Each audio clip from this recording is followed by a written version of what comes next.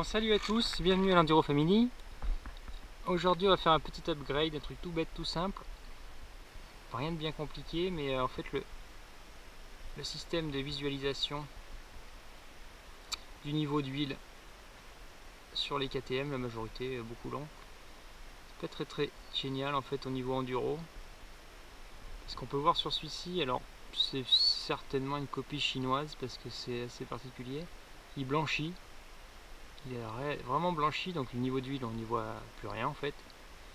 Donc du coup l'utilité est assez limitée, sachant qu'en plus c'est relativement fragile.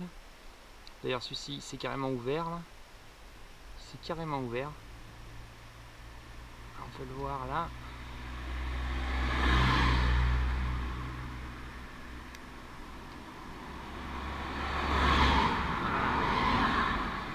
Voilà.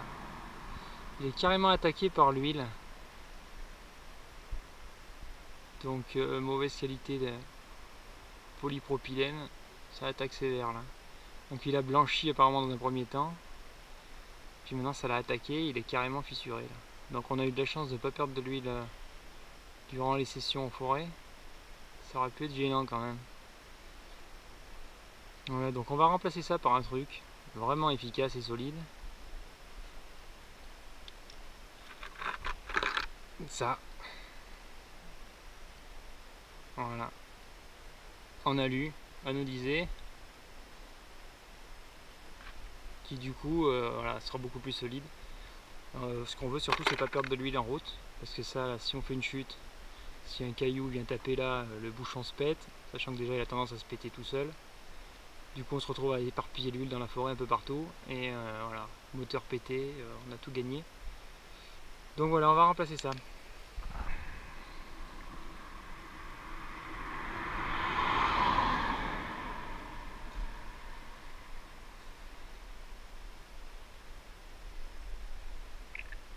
Non, c'est pratique ce système de visualisation là, c'est vrai, si on est en ville à la rigueur, un truc comme ça.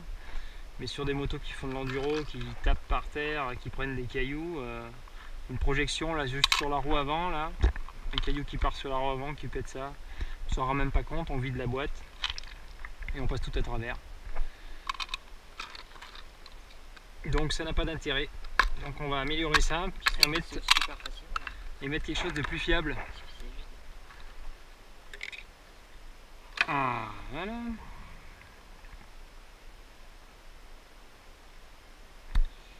Et un joint laiton.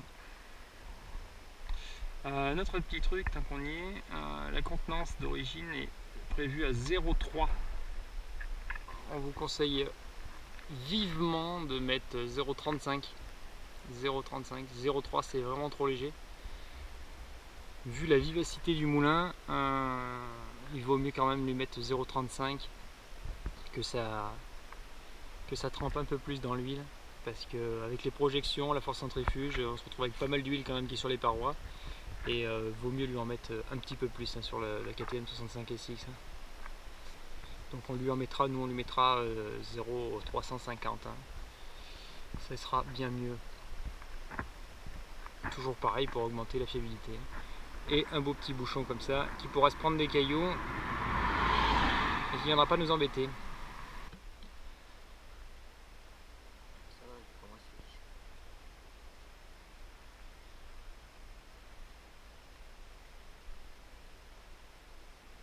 Hop hop, couche. Redresse un petit peu, que je voie le niveau. Encore.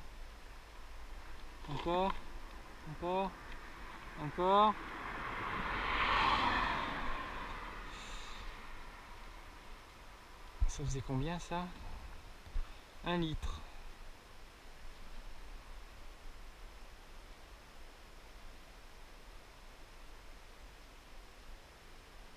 Couche.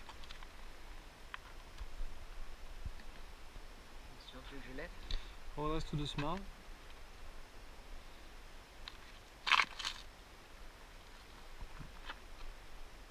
Recouche. Tu vois, ça part au fond de la boîte, tu vois, il n'y a toujours pas de niveau. Hop, on repenche. Ouais. Là, on le fait en méthode traditionnelle, on va dire, pour être sûr d'avoir le niveau adéquat. Voilà. sans se fier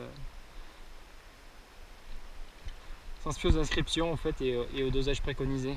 On va voir vraiment ce qui barbote. Tu peux pas le mettre au plein. Plein? Ah non, non, ça redégueulerait par le niflard parce que ça tourne après, ça va faire de l'émulsion, de la mousse, ça a besoin d'air un petit peu aussi pour trouver sa place et ça se projette de partout. Donc là on le fait vraiment traditionnel comme si on ne connaissait pas le niveau pour qu'il ait vraiment le niveau de barbotage parfait. Bon, normalement le niveau préconisé c'est le niveau bon, voilà, qui est capable de faire le job, mais vraiment ici il est trop léger. Donc là on n'est toujours pas, ça part au fond de la boîte, ça revient. Il en manque. En plus, tout à l'heure, au début, quand on l'a vidé, il fallait, même en la laissant un peu inclinée à gauche, ça complètement. Là, on part de zéro, on l'a déjà vidé la boîte en fait. Hein. On a oublié de le dire aussi. La boîte a déjà été vidée. Donc, on refait le niveau.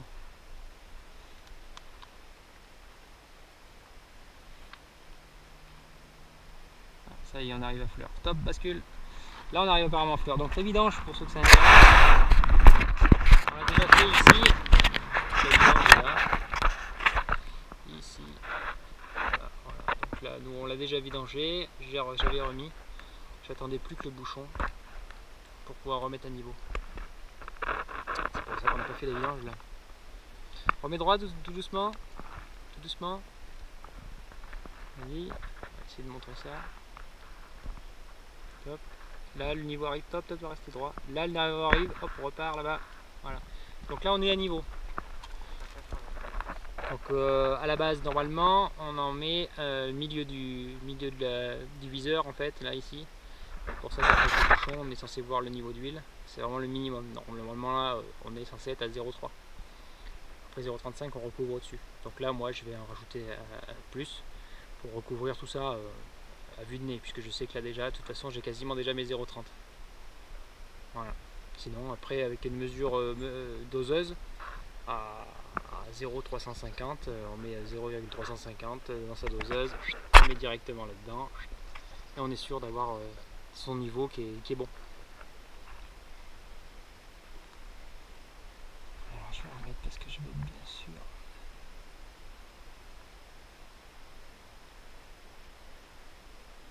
Là, voilà. Là je suis penché, j'ai le niveau qui remonte. Ah, lui il est là. Fleur. Donc à partir de là, on a lui la fleur sur redresser la moto, hop, obligatoirement, hop, ça remonterait, ça nous remplirait le viseur là, complètement. Sachant qu'on va plus voir l'huile vu qu'on va mettre le méga super bouchon à visée.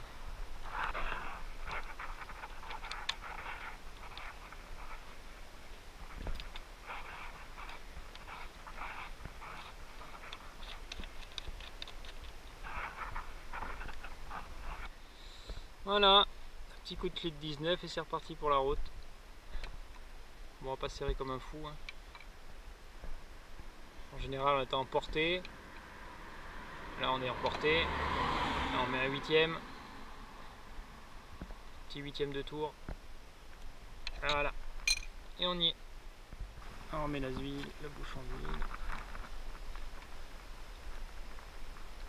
Hop, tac, tac. Voilà à quoi ça ressemble.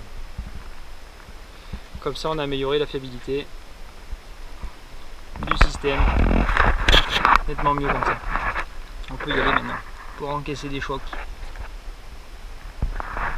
Voilà, bah c'était le petit upgrade tout simple mais très efficace pour améliorer la fiabilité de ce niveau d'huile et de ce petit bouchon là qui est vraiment pas super hein, d'origine.